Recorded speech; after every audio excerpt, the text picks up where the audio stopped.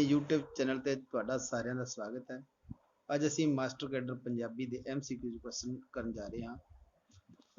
ਪਹਿਲਾ ਕੁਐਸਚਨ ਹੈ ਆਪਣਾ, ਤੀਸਰਾ ਮਹਾਯੁੱਧ ਕਿਸ ਨੇ ਲਿਖਿਆ?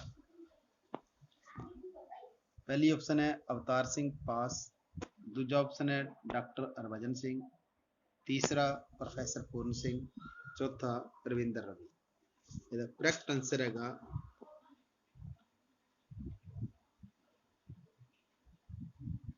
अवतार सिंह पास।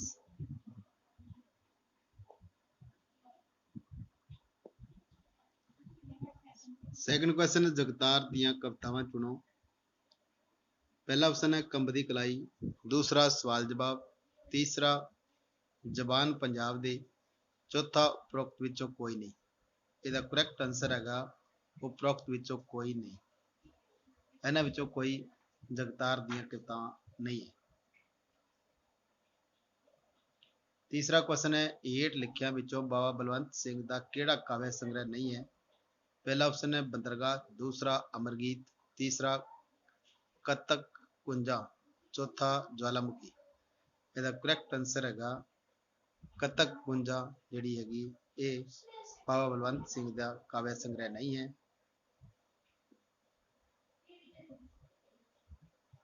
चौथा क्वेश्चन है, गूंगे गीत काव्य संग्रह का रचनाकार कौन है?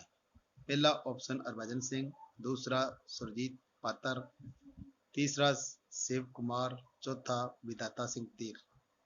इसका करैक्ट आंसर है विधाता सिंह तीर।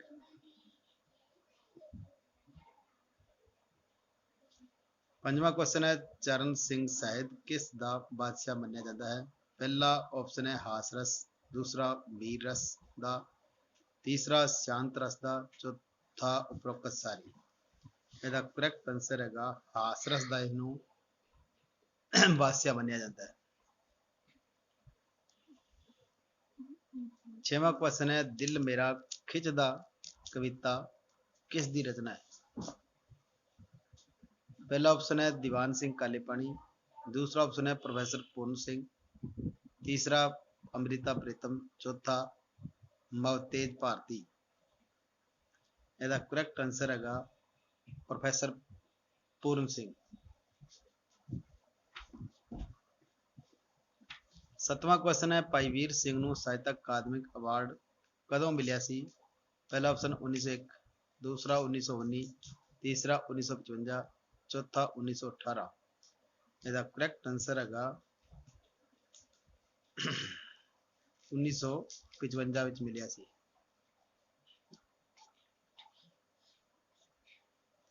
अठवां क्वेश्चन है, भाई वीर सिंह नूं किस रचना लई साहित्यक अकादमिक अवार्ड मिलिया सी?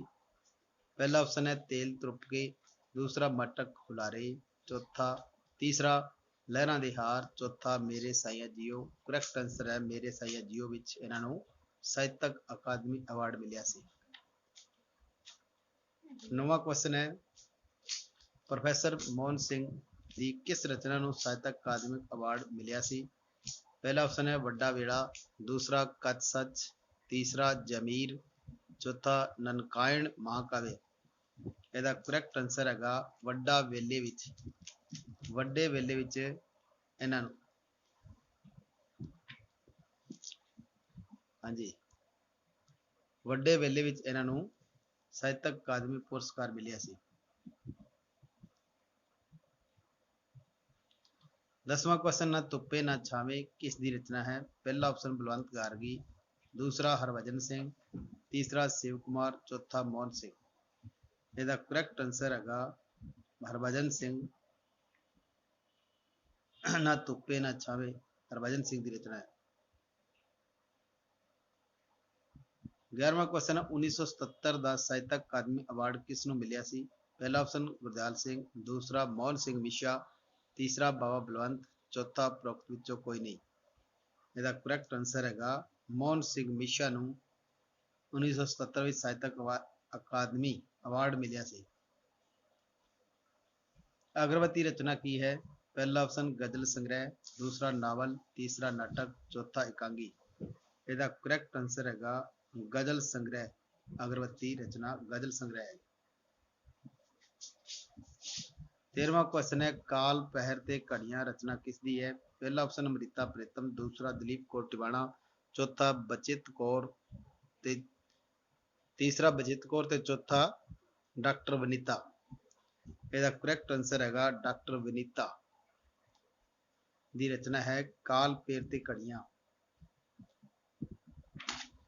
14ਵਾਂ क्वेश्चन है रुख ते ऋषि की है। पहला ऑप्शन नावल, दूसरा नाटक, तीसरा कहानी, चौथा कविता। ਇਹਦਾ ਕਰੈਕਟ आंसर हैगा कविता। रुख ते ऋषि कविता है जी। 15वां क्वेश्चन है पंजाबी साहित्य ते आदि काल का आरंभ कदों तो मन्निया जाता है। पहला ऑप्शन 5वीं ईस्वी तो, दूसरा ऑप्शन है 7वीं ईस्वी तो, तीसरा ऑप्शन है 12वीं सदी तो, चौथा ऑप्शन है 8वीं 9वीं सदी तो। करैक्ट आंसर है 8वीं 9वीं सदी तो मन्निया जाता है।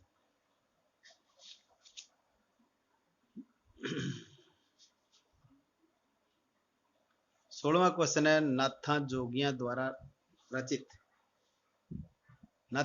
द्वारा रचित साहित्य किस बोली विच है।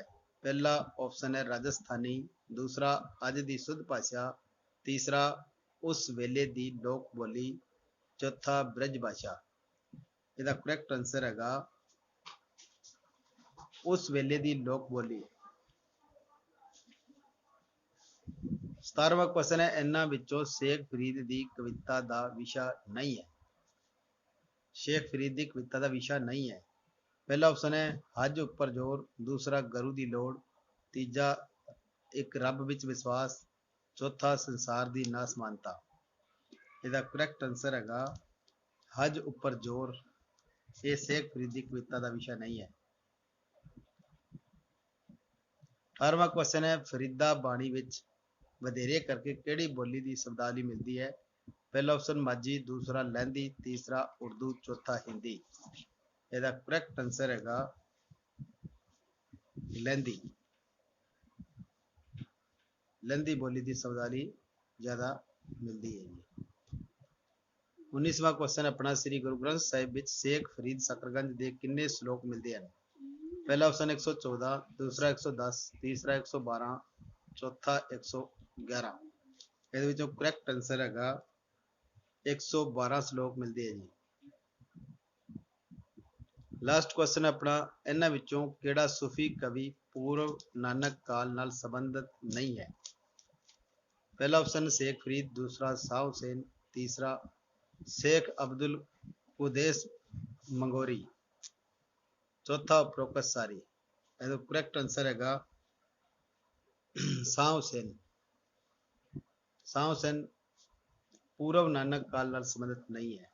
करैक्ट आंसर है। हाँ जी, मेरा वीडियो वधिया लगे तो वध तो वध शेयर करिया जे, सबसक्राइब करिया जे, लाइक करिया जे। Thank you.